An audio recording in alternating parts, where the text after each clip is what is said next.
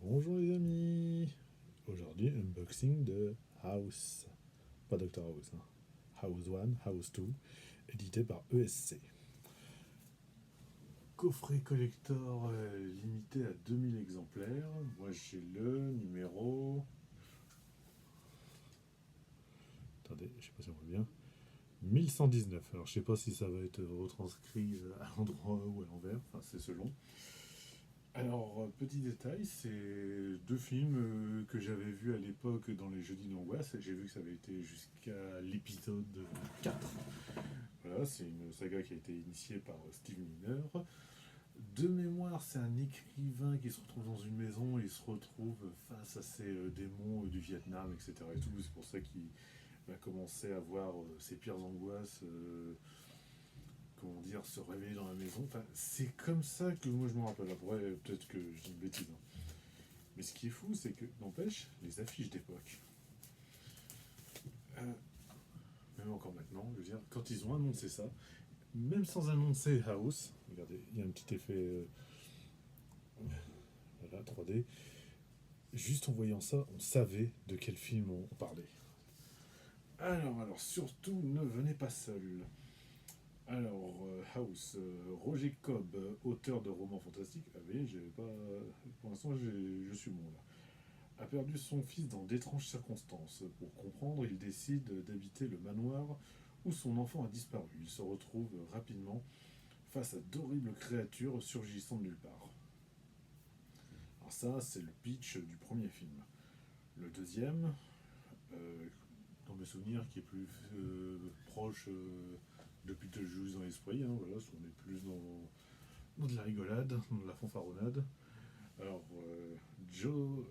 Jesse McLaughlin, pardon pour l'accent, vient d'hériter d'un vieux manoir familial et découvre que l'un de ses ancêtres aurait décroché un crâne de cristal au pouvoir surnaturel. Une relique qui va déclencher la convoitise de créatures ancestrales et malveillantes. Alors, produit par le meeting Shin Cunningham, vendredi 13, tiens, ça me fait penser qu'ils vont faire une série télé aussi là-dessus. Tout comme il y a un nouveau Freddy qui est en train de se faire. Et c'est marrant, je vais pas dire que c'est bien ou que c'est mal avant d'avoir vu le projet, c'est que. Non, en fait, je m'en tape. Ouais, mais d'une force, mais c'est impressionnant quoi. Bref, parenthèse fermée. Donc, Shin Cunningham, vendredi 13. House 1 et 2 forment l'un des diptyques les plus déjantés du cinéma fantastique des années 80. Le premier, réalisé par Steve Miner, le tueur du vendredi, Halloween 20 ans après, joue et gagne sur deux tableaux à la fois, l'effroi et la comédie. Le second, ce que je disais, hein, pousse le délire encore plus loin, pour un voyage débridé à travers le temps et les dimensions. Deux visions, deux réalisateurs, un seul et même ADN, celui d'un cinéma de genre assumé. Inventif et jouissif qui revient hanter au foyer pour la première fois en haute définition. Alors, les suppléments, commentaires audio avec le scénariste Ethan Wiley, l'acteur principal William Catt, le producteur Shin Cunningham et le réalisateur Steve Miner. Ding Dong, vous êtes mort, documentaire rétrospectif avec William Catt, George Wendt, Ethan Wiley et Shin Cunningham, 66 minutes. Making of d'époque, ça c'est cool, 22 minutes, bandes annonces, House 2, commentaire audio avec le réalisateur Ethan Wiley et le producteur Shin Cunningham. Encore plus étrange, documentaire rétrospectif avec Ethan Wiley, Shin Cunningham, Harry Gross et Jonathan Stark, 57 minutes. Making of d'époque, 14 minutes. Bandes annonces, inclus un livret de 52 pages initié par Marc ChatGPT-Toulek et deux affiches. Alors on va regarder ça juste après. Tiens, à ce propos, il n'y a pas longtemps, il y a 2 jours, j'ai été dans un cache web où j'ai pris plusieurs DVD. Il y en avait 3 achetés, 3 gratuits. Et dans le lot, en attendant évidemment le Blu-ray qui réunira les 3 et 4, j'ai vu le DVD de House 4, donc du coup j'ai pris. Le DVD House 3, il coûte cher, hein, quand même. J'étais faire un tour sur Rakuten, 35-50 balles hein, quand même, hein, pour du DVD, je rappelle. Hein. Alors, on va retirer ça. Alors moi j'ai le numéro 1119, ça prouve que ça se vend bien, parce que j'ai vu quelqu'un qui a le numéro 50. Ah ouais, bien, ça c'est bien ça.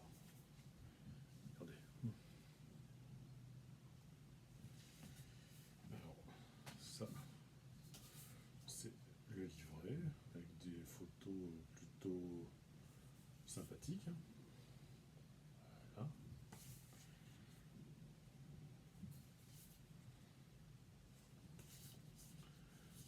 Ça, c'est le chien qu'on voit dans le premier film. À mon avis, le chien n'est plus de ce monde, hein, donc vous ne le verrez pas dans les conventions pour faire une photo avec lui à 150 €. Euh, ah, le 1 et le 2 ils sont séparés. Ça, c'est pour le premier film. Derrière, un dessin plutôt une fois sympathique. Ça, c'est un des soldats que tu vois dans le film. Soldat zombie. Ah, l'affiche qui va avec. Ça, c'est plutôt cool. Alors, je fais attention hein, parce que c'est délicat.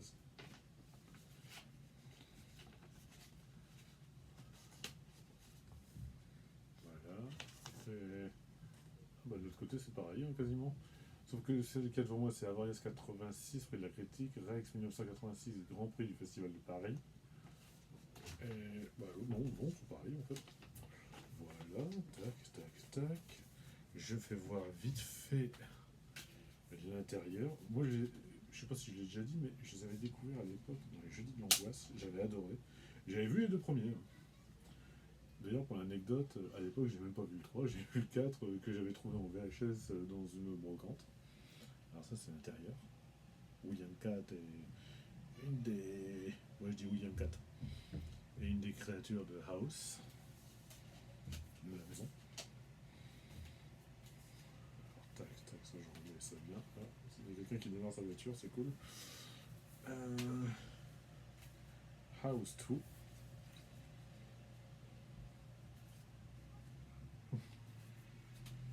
Avec... ah bah tiens. Le poster qui va bien à l'intérieur.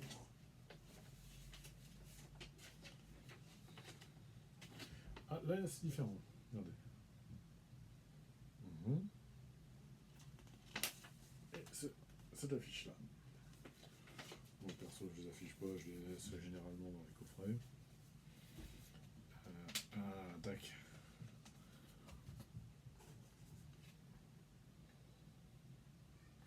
Voilà. Non, ça va. Bon, c'est vrai que des cartes avec, ça aurait été pas de refus, parce que, après tout, je trouve que ça aurait été cool de faire des trading cards. Mais bon, on va chipoter, soyons contents que ça sorte enfin. Voilà, c'est surtout ça qui... ouais, il y a deux pastilles qui sont dessus, là, par rapport à la fiche qui est derrière. Je vais pas les enlever parce que j'ai peur d'abîmer ça. Voilà, j'ai mis les deux films. Et je remets le livret qui va avec. Voilà. Alors, n'hésitons pas, achetons, partageons, regardons à nouveau ces films qui ont été longtemps invisibles en France. On aura l'occasion de les découvrir ou redécouvrir pour certains. Ah, ouais, par contre, c'est pas pratique.